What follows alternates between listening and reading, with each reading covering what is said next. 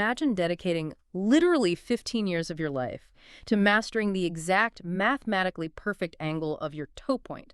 I mean, you bleed through your shoes, you sacrifice your entire childhood, you win world championships, only to lose your ultimate dream job on national television because you couldn't, like, fake an argument over a bunk bed. Welcome to the ruthless, glittering reality of televised ballroom. Right. It is basically the ultimate psychological warfare. Yeah. Just, wrapped in thousands of rhinestones and a very heavy layer of spray tan.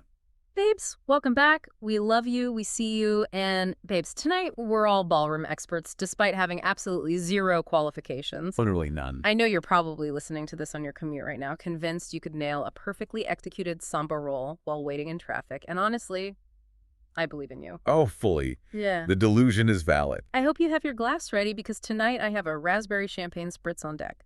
Because if there are sequins involved on our television screens, champagne is absolutely mandatory. Cheers. Cheers to that. To rhinestones, to producer-manufactured drama, and to judging the cardiovascular endurance of elite athletes from the deeply horizontal comfort of our couches. Yes. It is the ultimate luxury, but okay, wait, I need to make a massive announcement before we get into the absolute chaos and glamour of the premiere of Dancing with the Stars: The Next Pro. I have officially decided, after watching this premiere, I am entering my dance era. It's happening. Oh boy, this is going to be spectacular. I am manifesting it. Are we talking about actually entering a studio and taking a highly structured, disciplined class? Or just aggressive swaying in the produce aisle at the grocery store? Because let's be intensely real for a second. I mean, could either of us actually survive a single solitary day of ballroom boot camp? Because I have a highly analytical person. I can dissect the structural integrity of a choreography routine all day long, but my physical coordination, non-existent. It completely evaporates from my body the exact second the choreographer aggressively claps their hands and starts counting. 5, 6, 7, 8. I instantly become a wooden board. Okay, let's unpack this. Because mentally, psychologically, I firmly believe I could win the Mirrorball trophy. You don't? I do. I have the storyline, I have the tears, I have the passion. The delusion is so strong. But physically, in the three-dimensional world, I would probably trip over my own shadow during the basic warm-up stretches. But if I had to choose, if a producer held a contract right in front of my face, the one dance style I genuinely want to learn is the Argentine tango. Oh, that's bold. It's so dramatic, right? It's passionate. It's basically an entire soap opera happening between two people on a hardwood floor. The intricate leg flicks, the ganchos, the absolute tension where you look like you're either going to kiss your partner or, assassinate them. It's very intense. But how is your actual physical execution of this fantasy going? Okay, well, the deeply embarrassing reality of my actual physical abilities is, you know how we sometimes get those rare pockets of downtime at the clinic? Yes, our deeply glamorous day jobs in the trenches of oral hygiene, the dazzling world of dentistry. Right. So yesterday, I was hiding in the break room at my clinic. I am fully in my dental scrubs, covered in tiny splashes of fluoride and polishing paste, and I am trying to learn a very basic 15-second TikTok choreography. Oh no, please tell me there's no video of this. There isn't, thank God. It was supposed to be simple, just a little rhythmic hip sway, a smooth weight transfer, and an arm movement. But when I looked in the mirror, I looked like a malfunctioning animatronic robot at a defunct theme park. I am visualizing this, and it's bleak. My joints simply do not articulate that way. And right at the pinnacle of my absolute failure, my lead dental assistant walked in to grab a coffee. Oh, the humiliation. She just stopped, stared at my frozen, awkward posture, silently turned around, and walked back out. That is utterly tragic. The sheer secondhand embarrassment I feel for you right now is profound, but honestly, it is entirely on brand. It really is. This is exactly why we are practicing dentists by day, wielding tiny drills, and snarky reality TV recappers by night. We leave the 8-hour rehearsal blocks to the professionals. Which, speaking of the dentist diaries, how was your actual day in the clinic? Give me the absolute highs and the catastrophic lows. Oh, it was a roller coaster today. The absolute sweetest, most heart-melting moment was this tiny 6-year-old patient I had this morning. It was her very first time getting a cavity filled, and she was petrified, literally shaking in the chair. Yeah. So I spent 20 minutes just talking to her, putting on some Disney princess music in the background to drown out the sound of the equipment. That's good. Yeah, the noise is the worst part. Exactly. And when we were finally done and she realized it didn't hurt, she reached into her little backpack and handed me a drawing. It was a picture of a giant white molar wearing a tiny pink ballet tutu. Stop it right now. That is entirely too precious. I know. I almost cried. It almost makes up for the physical back pain of leaning over a chair all day. Almost. But, the universe demands balance, so the funniest and absolutely messiest moment definitely goes to my late afternoon patient who is on a fairly high dose of laughing gas. Well, the laughing gas patients are always wild cards. So wild. We're in the middle of a procedure, he's totally relaxed, and then he suddenly looks me dead in the eye, points to the saliva ejector, like the suction tube, Yeah. and he confesses his undying love for it. He literally called it his thirsty little friend. Oh my God. I had to step out of the operatory because my mask was vibrating from trying to hold in my laughter. What about you? What was your biggest hurdle today? My biggest challenge was an absolute test of my professional fortitude. I was trying to maintain a calm, authoritative clinical demeanor while a patient aggressively tried to debate the ambiguous ending of The Sopranos with my hands fully submerged inside his mouth. Wait, what, while you're working? Yes. I'm trying to navigate the tiny, complex root canals of a posterior molar with microscopic instruments, and this man is gesturing wildly about Tony Soprano in the diner scene, trying to speak around a rubber dam. Yeah. That sounds like a waking nightmare. How did you even survive that? Sheer compartmentalization. Right. Because the one thing that made that highly stressful hour worth it was the singular thought running through my brain, which was knowing that the exact second I hung up my drill and scrubbed out, I was coming right here to drink a raspberry champagne spritz and talk entirely about sequins, spray tans, and reality TV drunk. Man, to that. It is literally the light at the end of the clinical tunnel. Speaking of the clinic, there's something so funny about the music they play in our waiting rooms. Oh, the generic instrumental covers. Yes, it's designed to be this soothing ambient noise, but today it's seamlessly transitioned from LRN jazz into this instrumental soft rock cover of an early 2000s club track. Yeah, really? Which one? I don't even remember, but it immediately spiraled me into this intense wave of music nostalgia, like I was back in college. Oh, the early 2000s. We are talking about the absolute golden age of the defining dance anthem. It was an era where the beat dropped and the entire culture shifted. Exactly. And it got me thinking about the music they use on this show and how music affects us physically. I want to know, what is that one specific song that instantly, violently transports you back to your university formal? Oh, wow. You know the one, the track that hits and suddenly you aren't a respectable medical professional anymore. You are 20 years old, wearing a terrible taffeta dress or an ill-fitting suit, just sweating on a gymnasium floor. Oh, that is the easiest question you could possibly ask me. For me, it is absolutely unequivocally Toxic by Britney Spears. Yes. Oh my gosh, what a banger. The exact millisecond those opening, frantic, Bollywood-inspired strings hit, time collapses. I'm no longer an adult with a mortgage. I am back in a crowded, overheated frat house basement, holding a lukewarm plastic cup, absolutely convinced that I possess the neuromuscular control to execute a flawless, sensual body roll. Yes. The sheer unearned confidence that song injects into the human bloodstream is honestly a medical marvel. It really is. Yeah. What's genuinely fascinating about it from a neurological perspective is how music acts as a visceral time machine.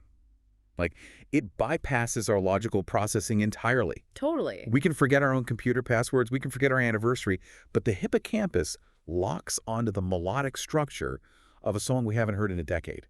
We know every single lyric, every background ad-lib, every exact moment the beat drops. It is permanent cellular memory. It's science, or, in our case, pure delusion. Because honestly, talking about that rush of music brings me directly to my ultimate overarching fantasy. I am entirely convinced that if the casting directors for Dancing with the Stars somehow lost their minds and called us tomorrow, we would both obviously drop our dental drills in a heartbeat and say yes. Immediately. Oh, without a fraction of a second of hesitation. My scrubs would be in the trash before they finished the sentence. We wouldn't even negotiate the contract. Just tell me where to show up. But let's set the parameters of this shared delusion. If you are signing that contract, who are you demanding as your professional partner? Val Shimerkovsky. Or maybe Ezra Sosa. Ezra's fun, but... No, wait, definitely Val. I need Val because he brings this intense, almost terrifying Eastern European strictness. And I know myself. I need someone to yell at me to keep my frame up. You do need strong boundaries. I do. I need a partner who will look at me with deep disappointment until I get the steps right. What about you? Who is your dream pro? I would require Pasha Pashkov. He is a phenomenal technician, but more importantly, he possesses the patience of an absolute saint. He really does. He's so sweet. And given my aforementioned lack of coordination and tendency to overanalyze my own limbs, I need a saint, someone who will gently but firmly explain the biomechanics of a step 50 times without losing their temper. That's a very solid choice. But let's look at the dark side of this fantasy. What specific dance style would terrify you so much that you would literally lock yourself in your trailer and refuse to come out? The jive. Absolutely, unequivocally the jive. Just watching it makes my knees ache. It's a brutal dance. The continuous kicking, the flicking, the relentless bouncing action. Like, babe, my cardio levels are strictly defined as a brisk walk through the aisles of Target. I would perish on live television. Fully perish. My lungs would simply collapse. I would definitely get eliminated by week 3 during Jive Week. Unless one of us snapped under the pressure and became that terrifying, unexpected competitor who treats a slow, romantic rumba like it's a life-or-death battlefield. Oh, let's be very clear. I would absolutely be the unexpected, slightly unhinged competitor. You would find me in the empty rehearsal studio at 3 a.m. in the pitch black, aggressively marking my steps in the mirror while muttering the counts to myself like a supervillain. I can picture that so vividly, and it terrifies me. But okay, babes, enough about our imaginary Mirrorball journey. We have actual elite athletes to judge. Let's head to the ballroom because these dancers showed up to this premiere to prove they've got exactly what it takes. All right, let's set the scene for the listener, because the premise of Dancing with the Stars The Next Pro is a fascinating departure from the main show. It feels totally different. It really does. The producers have essentially given us a reality TV pressure cooker wrapped in thousands of dollars of rhinestones. We have 12 elite world-class dancers. These aren't amateurs, they're champions. And the network has flown them all out to a massive, secluded Australian villa. An Australian villa, the aesthetic alone is gorgeous. Stunning. And it's hosted by the universally charming Robert Irwin, who, let's remember, is fresh off winning the Mirrorball trophy himself in season 34. He's the perfect choice for this. He is. Now, I will say, they barely utilized him in this premiere. He was mostly just standing off to the side, reading the prompter, moving the segments along. But his energy, his smile, absolutely radiant. He brings such a warm, positive vibe to a show that is inherently so stressful. He acts as the connective tissue, like a friendly face to soften the blow of the format. But the real meat of the show, the true authoritative weight, lies in the judging panel. This is where the standard is set. Oh, the judges. We have Mark Ballas, a 3-time Mirrorball champion who is globally renowned for his wildly creative, boundary-pushing choreography. We have Shirley Ballas, who happens to be his mother, but more importantly, she is the absolute queen of Latin dance and the highly respected head judge on the UK's Strictly Come Dancing. She is terrifying. She is rigorous. And for this specific week, they brought in a guest judge and mentor, the legendary Derek Hough. 3 absolute titans of the ballroom world. You could feel the dancers shaking in their Latin heels just standing in front of them. The intimidation factor was off the charts. But here's where the format gets really interesting. The house drama. They have 12 elite, highly competitive, ego-driven dancers living together in one single house. And they put the guys in bunk beds. It's diabolical. 6 grown men, some in their mid-30s, sharing a single bedroom with wooden bunk beds. I mean, think about the sheer tension of having to sleep in a twin-size bunk bed directly above the guy who is actively trying to steal your literal dream job. It is brilliant, malicious producing.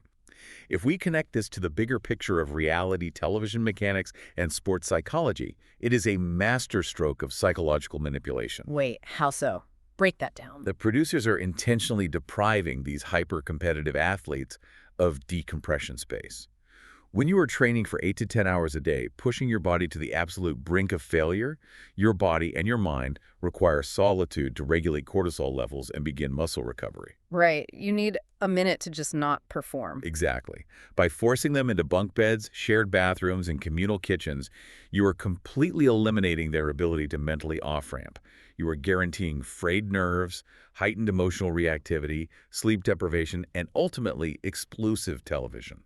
It is a rigorous psychological experiment disguised as a dance competition. Oh, wow. It is giving intense adult summer camp vibes, but with actual lucrative careers on the line. The stakes couldn't be higher. Not at all. Okay, let's dive into the actual performances, because this is where the rubber meets the hardwood. Derek Hough set the overarching theme for the premiere week, which was technique. The mandate was simple. You either master the fundamental basics of your assigned style, or you pack your bags and go home. Very cut and dry. So the guys were assigned the jive, and the girls were assigned the notoriously difficult samba. And we must note the dramatic shift in rehearsal dynamics that the editor showed us.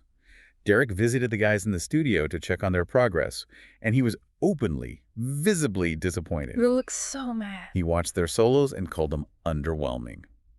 I want you to really conceptualize how soul-crushing it must be to have Derek Hough, a man with a record-breaking 6 Mirrorball trophies and 4 Emmy Awards for choreography, look you in the eye and tell you that your dancing is underwhelming. I would simply evaporate. Like, I would turn into a cloud of translucent setting powder and drift out the studio window. I would never show my face in public again. It's the ultimate critique. But the guys had to swallow their pride and step it up for the live show. Let's start with the first pairing, Eric Linder and Tristan Sanders. They danced their jive to APT by Rosé and Bruno Mars. A truly fascinating pairing in terms of contrasting styles. Yeah. Eric is a seasoned, highly decorated Latin dance champion, and it showed. He looked great. He was smooth, he was suave, he gave us a very polished James Bond aesthetic. His posture and frame were immaculate. But Tristan is where the friction of the entire episode really began. Oh, my heart broke for Tristan. The pressure on him is immense. He comes from this incredible freestyle hip-hop background. He only recently transitioned into ballroom, which is a monumental, gravity-defying leap to make. It's a completely different language of movement. Totally. And during his one-on-one rehearsals with Derek, the pressure got to him, and he literally forgot his choreography.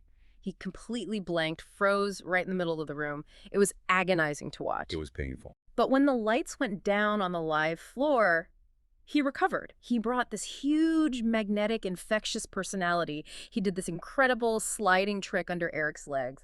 I absolutely swooned. I am a sucker for an underdog who fights back. I completely understand the emotional appeal of the underdog narrative, but we cannot let charisma blind us to the biomechanical reality of the performance. Well, here we go. We have to look at the technique, which was the theme of the week. Shirley Ballas delivered a rather brutal, uncompromising critique, and frankly, I'm going to defend her stance entirely here. She clocked Tristan for only giving 4 beats of jive in his entire solo section. Okay, but what does that even mean, 4 beats? It means that in a standard musical phrase, which is counted in 8s, he only executed 1/2 of one measure of actual recognizable jive syllabus steps. Wait, really? Just half a measure? Yes. The jive has a very specific vocabulary, the basic and fall away, the change of places, the toe heel swivels. Tristan did none of that. The remaining 90% of his solo was hip-hop posturing, posing, and flavor. But it was good flavor. Now, if we connect this critique back to the fundamental premise of the show, these dancers are not auditioning to be a celebrity contestant who gets a pass for being entertaining. They are auditioning to be the professional teacher. Right, the teacher. If you cannot execute a basic foundational jive syllabus on command, how on earth are you going to teach a clumsy actor or an aging football player how to point their toes and distribute their weight? Flavor and vibes do not translate to pedagogical teaching skills. You have to know the rules before you can break them. Wait, I have to push back on this, because if television inherently requires showmanship, like if the whole point of Dancing with the Stars is entertaining the millions of people sitting on their couches, shouldn't Tristan's ability to hype up a crowd count for something? It counts for applause, not scores. But isn't strict, sterile, technical perfection actually kind of boring on reality TV? Mark Ballas even said he likes breaking the rules. He defended Tristan's flavor even though he agreed the actual jive steps were lacking. Mark likes breaking the rules, because Mark mastered the rules when he was 12 years old. Mark has the luxury of rebellion because his foundation is bulletproof. Tristan's foundation is non-existent. It's like trying to build a penthouse suite on top of a swamp. Shirley wasn't punishing his personality, she was testing his foundational competence, and he failed the test.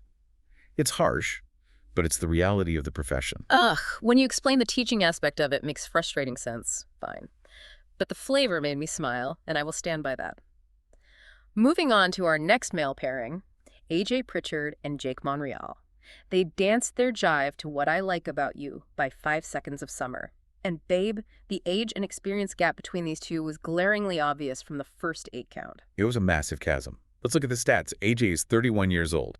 He was literally a salaried professional dancer on Strictly Come Dancing in the UK for years. He already had the job. Exactly. He has a very refined, polished, almost rigid British etiquette vibe. He knows exactly how the television lighting works, where the cameras are, how to hit his marks. Jake, on the other hand, is only 22. He's a former kid competitor from the Lazille. So you think you can dance next generation, and he was a junior pro on DWTS Juniors. Jake was so incredibly sweet. Right before the music started, the camera caught this moment where he kissed the little silver cross on his necklace. I saw that. It was such a pure, raw, nervous gesture. You could tell how much this meant to him. But then the days started, and it didn't quite hit the mark, did it? It felt really heavy. Because it lacked the one crucial element required for a successful jive, which is cardiovascular stamina. And this cardio. The jive is arguably the most physically demanding, oxygen-depleting dance in the entire Latin syllabus. It requires constant, sharp, rebounding energy. You are essentially sprinting on a trampoline for 90 seconds. And Jake's youth did not save him here. He spent a significant portion of the routine looking down at the floor. Why did they do that? I noticed that, too. His eyeline was totally dropped, like he was looking for his keys. It is a classic physiological sign of extreme fatigue and a loss of confidence. When dancers' lungs start burning and lactic acid floods their legs, the neck is the first thing to give way. Looking down is the body's way of retreating inward. That is so sad. But while Jake struggled physically, AJ is absolutely not off the hook here either. No, he isn't, because Shirley came for AJ, too. She did not care about his massive resume. And she was entirely justified. AJ played it incredibly, frustratingly safe. He really did. When you have 4 full seasons of the biggest ballroom show in the UK under your belt, you cannot come out in week 1 and deliver a vanilla mid-tempo routine. You have to risk something to show you deserve to be back on top. He coasted entirely on his muscle memory and his resume, and the judges, especially Shirley, saw right through the facade. It was lazy producing on his part. Oh, completely. All right, let's talk about the absolute, undisputed kings of the night, the performance that woke me up, Alan Ginkin and Benji Castro. They danced a high-octane jive to Blinding Lights by The Weeknd, and I'm not exaggerating when I say I was in tears on my sofa. It was, without a shadow of a doubt, the most dynamic, technically proficient male performance of the premiere. Alan's backstory in the pre-dance package completely wrecked me. He's 36, making him the oldest competitor in the house, which brings its own massive layer of pressure. The biological clock of a dancer is very real. Right. And he opened up about how his mom initially pushed him into dance just to get him out of ice hockey because he was apparently a terrible, slow, entirely uncoordinated hockey player. But she passed away when he was only 15. Heartbreaking. He told the camera that her biggest dream, her ultimate wish, was always to see him performing on that Dancing with the Stars main stage. The sheer emotional weight that he carried into that routine, you could feel the desperation and the joy in every single step he took. It's true. The narrative framing was incredibly powerful, and he danced with a ferocious emotionality that you rarely see in a tactical jive. But we also have to talk about Benji for a second, because the technical clinic that Benji put on was sublime. Break it down for me, because all I saw was them moving at the speed of light. Let's talk biomechanics. Benji gave us authentic, textbook chicken walks. Wait, what even is a chicken walk? That sounds hilarious. A chicken walk isn't just a funny colloquial name. It is a highly specific, physically painful movement where the dancer must place their body weight entirely on the balls of their feet, lock their knees completely straight, and use only their hip rotation and core muscles to propel themselves backward across the floor. That sounds agonizing. It defies natural human walking mechanics, which is why it looks so striking on camera and why it burns the calves so intensely. He paired that with sharp, retracting high kicks. The synchronization in their side-by-side section was miles ahead of the other men. It really was. What stood out most was that they didn't treat it like a cutthroat competition against each other. They treated it like a true partnership. They elevated each other. Yes. Shirley was literally vibrating in her judge's chair. She told them she wanted to jump over the desk and get up and dance with them. To get that kind of visceral reaction from the Queen of Latin, that is the absolute highest praise you can achieve. It really is the gold standard. Okay, let's pivot to the women who were tasked with what I understand is the absolute hardest dance on the show, the Samba. The Samba is often referred to as the dance of death on this franchise because of the unnatural rhythm required. But unlike the men, who struggled in rehearsals, the women deeply impressed Derek. They came into the studio prepared, aggressive, and clearly ready for a bloodbath. We started with Natalie Jolly and Selena Hamilton dancing a spicy routine to Beezer Propue's Music Sessions, Volume 53. I need to talk about Selena immediately. She is a powerhouse commercial dancer. Outstanding presence. She has literally toured the world with massive pop stars like Doechii dancing in arenas. She just recently transitioned into the ballroom world, and she exploded onto that floor. Shirley literally pointed at her and called her a superstar. The praise was warranted. Selena's stationary Samba walk, which requires a continuous rhythmic compression into the floor while maintaining a lifted upper body, was textbook perfect. She looked so natural doing it. She did, but she injected it with this raw, aggressive, performative fire that you learn from dancing in front of 50,000 screaming fans in an arena. Now, her partner, Natalie, presents a truly fascinating case study in the limitations of technical perfection. This is what confused me. Natalie is a 20-year-old, 8-time U.S. ballroom champion. On paper, she should have absolutely decimated this entire competition. But the judges looked at this 8-time champion and told her she was too stiff, too safe, and severely lacked flexibility.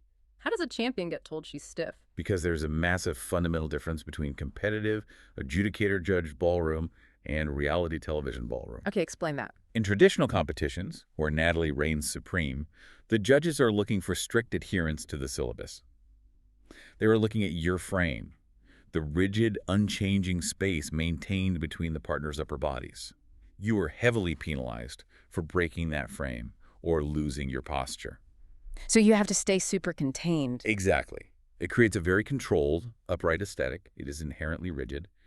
But on Dancing with the Stars, you are not dancing for a panel of judges in a quiet ballroom. You are dancing for a camera lens that is broadcasting to millions of living rooms. Television flattens movement. Oh, that makes sense. To translate through the screen, you need wildness. You need exaggerated performance quality. You need to throw your spine into the movement. Natalie is a perfect traditional dancer, but she's terrified of breaking her frame. She hasn't learned how to project the untamed Latin fire required for reality TV. Selena, coming from the commercial world, already knows exactly how to eat the camera. Oh, that makes so much sense. It's like passing a driving test versus being in a high-speed car chase in a movie. Natalie is driving exactly the speed limit with her hands at 10 and 2, which is perfect for the DMV, but terrible for an action film. That is a perfect analogy. She desperately needs to let her hair down, literally and figuratively. Next up, we had Briar Nolet and Stephanie Sosa dancing to Musica Gente. Now, the storyline here is thick. Stephanie has a major redemption arc going on. She is the sister of current pro Ezra Sosa. Yes, the family legacy. She was actually on the troupe for season 33, but she was devastatingly not invited back for season 34. She is here with a massive chip on her shoulder to prove to the casting directors that they made a massive mistake. And she danced like a woman with a vendetta. Her internal rhythms were incredibly grounded. She showed a deep, authentic understanding of the Afro-Brazilian roots of the samba, which requires the weight to be pushed down into the floor rather than lifted up into the chest. She looked so heavy in a good way. Exactly. But unfortunately, her technical triumph was completely overshadowed by the narrative of her partner, Briar. Briar, oh my God, my heart completely shattered for her.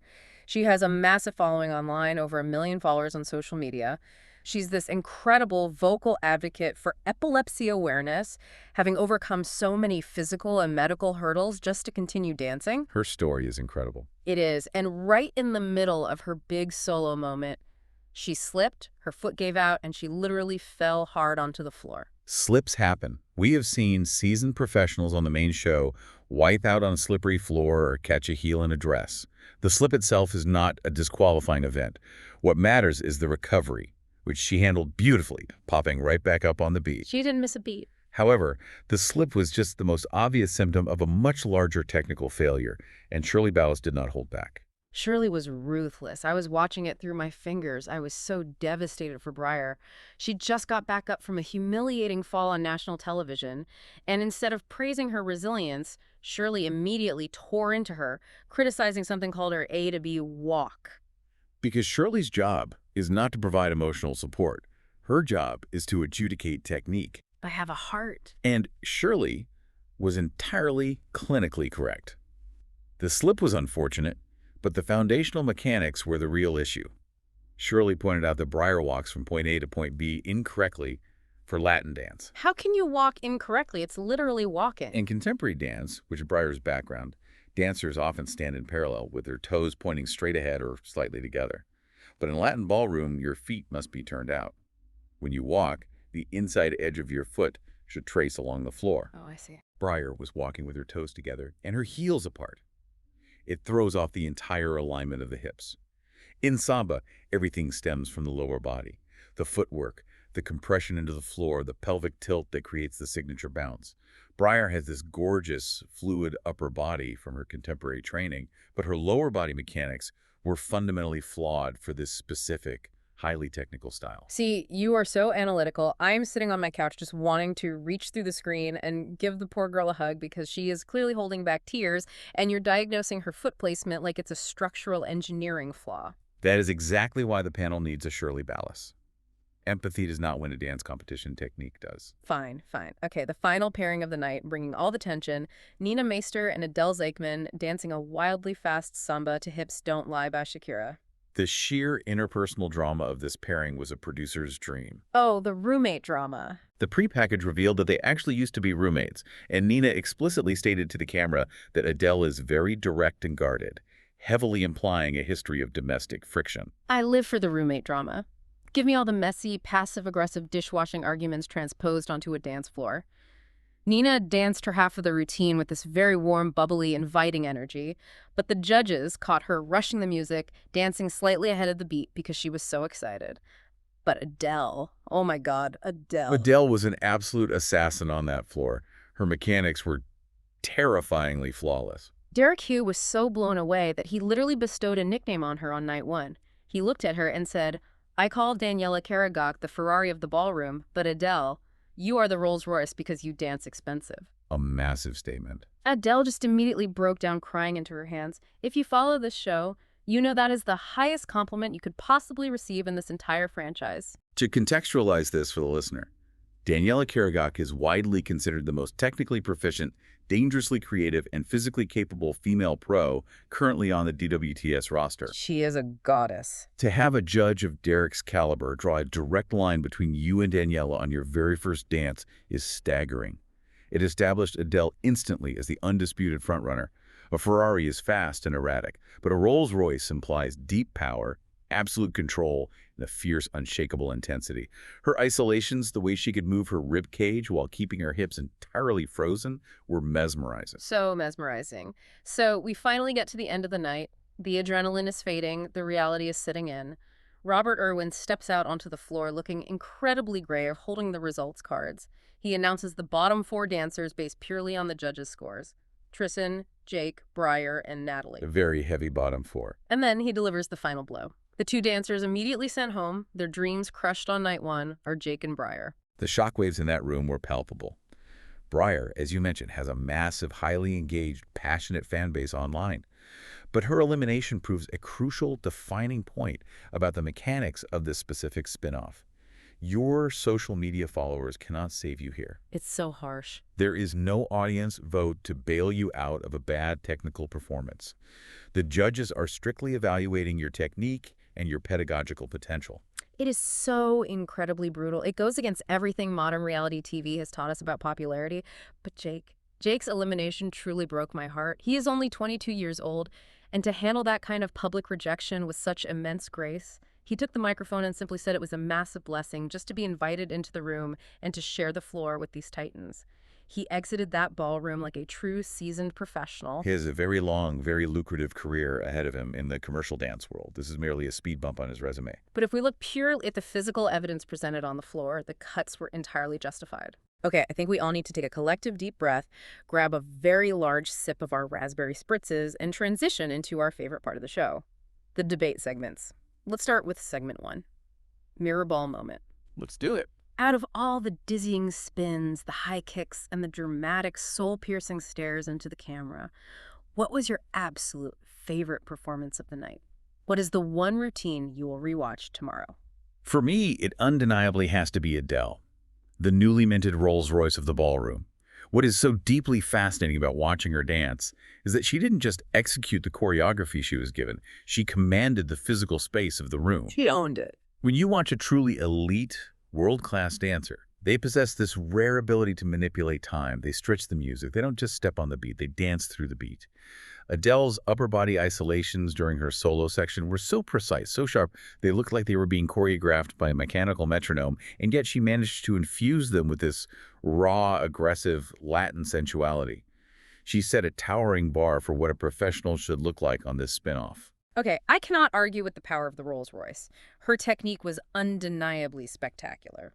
But for me, my Mirrorball moment goes to the performance that made me actually feel something. Alan and Benji's Jive. I knew you were going to pick that one. I am an absolute sucker for emotional storytelling, and watching Alan take that heavy, tragic backstory about his late mother, process that grief, and channel it into an explosive, joyous, high-flying jive to blinding lights. It was pure storytelling through human movement, and Benji's role in it. The way Benji supported him, the chemistry they shared as equal partners rather than cutthroat rivals trying to outshine each other. It was dynamic, it was incredibly sharp, and it had me literally standing up and cheering in my living room. They proved that technique doesn't have to be cold and sterile. It can be deeply, passionately emotional. That is a very fair, highly empathetic assessment, which brings us perfectly into segment 2. 2 left feet. It is time to get a little shady and analytical. Bring on the shade. Let's discuss the performances that struggled, and more importantly, let's debate whether the judges' scores and critiques were actually fair. I want to circle back to Shirley's critique of Tristan. I want you to defend him.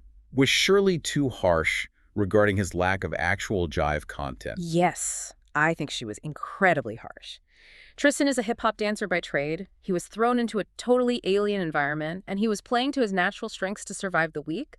When he did that massive athletic slide under Eric's legs, the energy in the room completely skyrocketed. The energy was good, yes. The other dancers were screaming for him. I think Shirley is being way too traditional, acting like a strict ed mistress. If he brings the audience to their feet and creates a viral television moment, who cares if he only did 4 basic syllabus steps? Isn't entertainment the ultimate goal of television? Entertainment is the goal of the viewer, but it's not the goal of the employer. And I care about the steps. Shirley cares about the steps.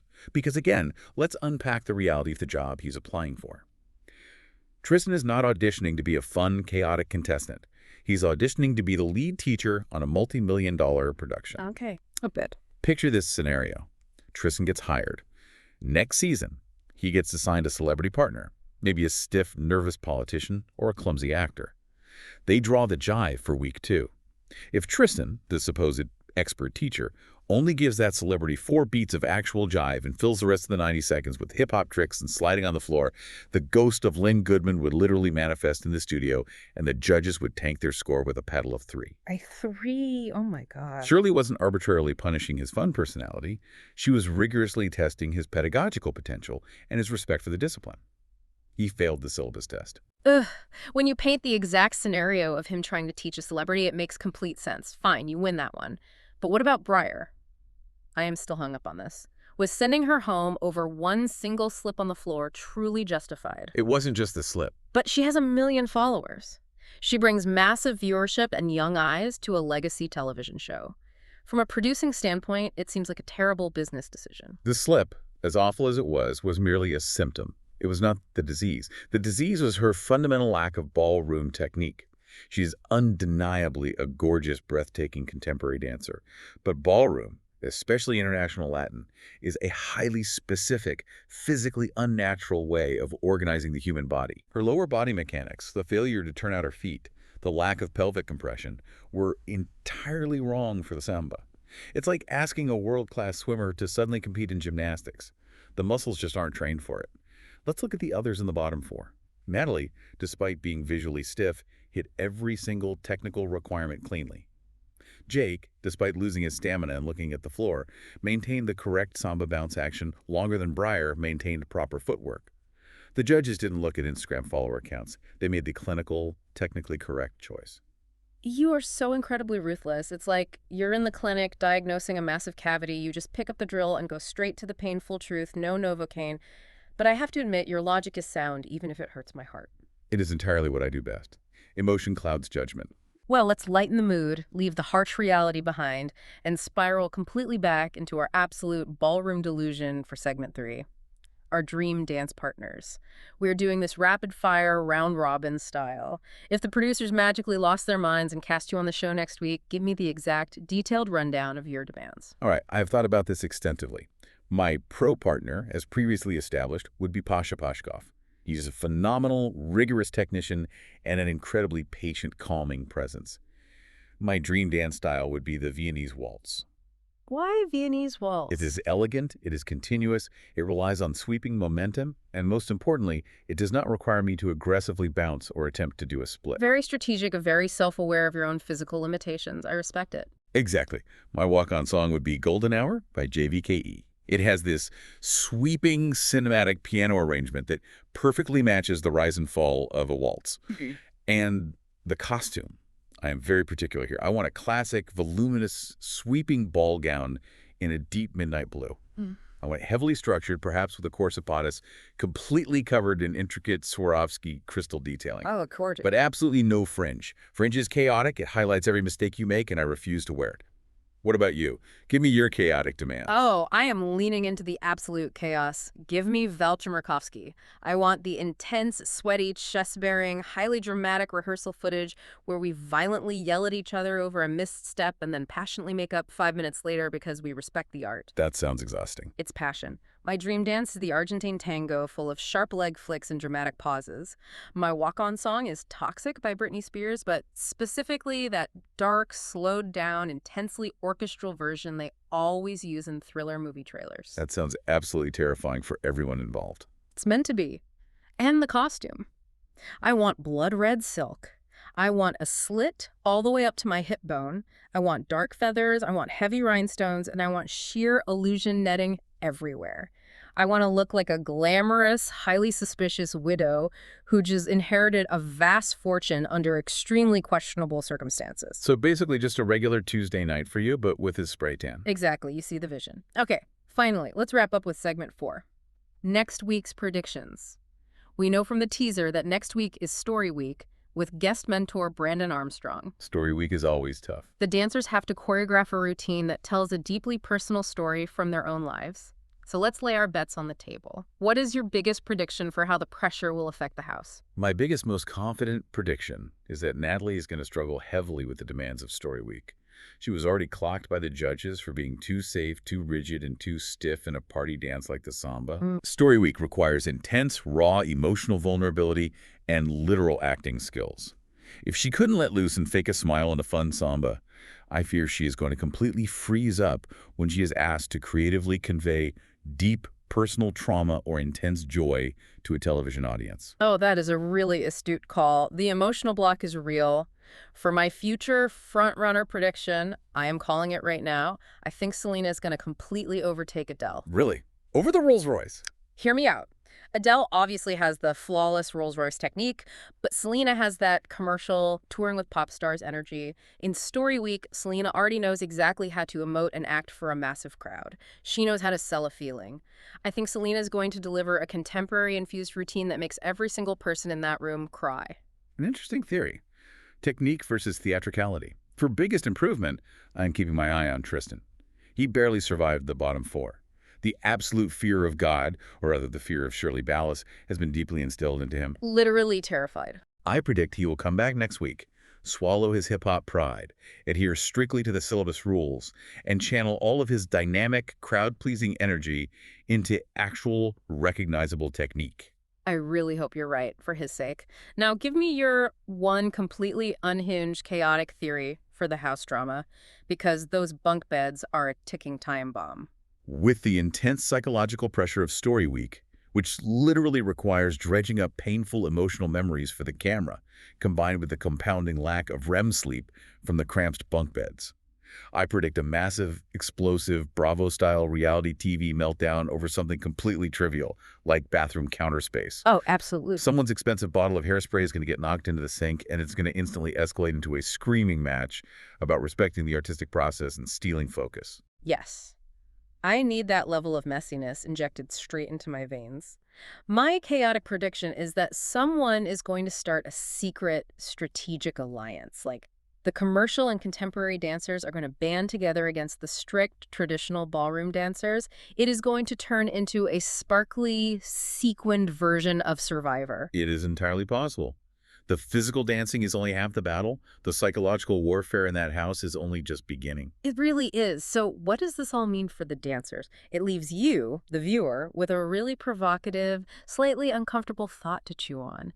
Think about what we are actually watching here. It's an intense ecosystem. These are elite, technically perfect athletes. These are people who have trained until their feet bled since they were toddlers, who have won prestigious world championships, and who have dedicated their entire physical bodies to mastering this art form. But suddenly, the modern reality TV landscape is looking at them and saying that being a great world-class dancer simply isn't enough anymore.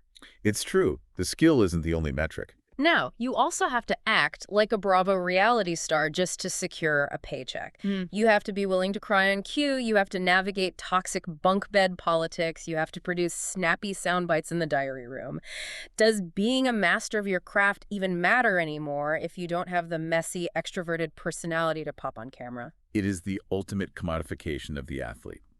In this arena, technical talent is merely the baseline entry fee, but personality and vulnerability are the actual currency. It is a fascinating, slightly dystopian evolution of the performing arts. You aren't just selling your skill, you are selling your psychology. It really is wild to think about. And on that slightly existential, deeply analytical note, I want to hear from you, our amazing member of the Snark Squad. Hit up the comments in our socials right now. I need to know which performance was your absolute favorite tonight. We want to hear all the opinions. What specific dance style would you demand to learn if you are magically cast on the show? And be brutally honest with yourself. Do you genuinely think you could survive a single week in that pressurized ballroom boot camp house? I know for a fact I wouldn't last 24 hours. Not a chance. I would be crying in the pantry by noon. Babes, thank you so much for hanging out with us, sipping spritzes, and dissecting the absolute madness of this premiere. Remember to subscribe to the feed, leave us a glowing 5-star review, and share this episode with another reality TV-loving babe in your life. We need the Snark Squad to grow. Your support means the world to us. Thank you for listening. Stay sparkly, stay fabulous, and we'll see you on the Snark side.